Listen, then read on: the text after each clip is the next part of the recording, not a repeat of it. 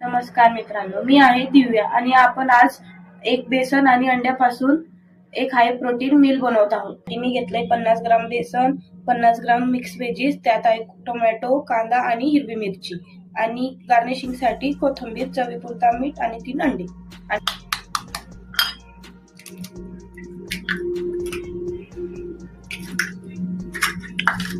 त्याच्यात ऍड करूया mix veg,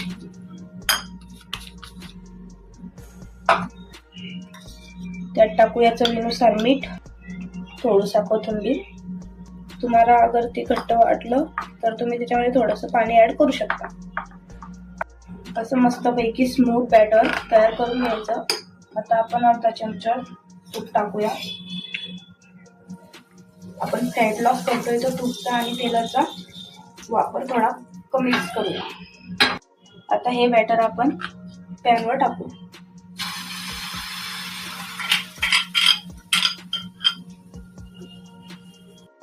आता आपण याच्यावर झाकण ठेवून लो टू मीडियम गॅसवरती शिजू द्यायचं.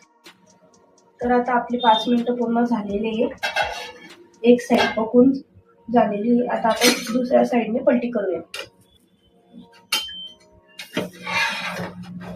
तर बघा मित्रांनो, असा 10 मिनिटांमध्ये झटपट होणारा हाय प्रोटीन मील आपण संध्याकाळच्या जेवणावेळेस मी घेते. असा आहे आपला आजचा जबरदस्त मील. भेटूया पुढच्या ब्लॉग मध्ये. Bye bye.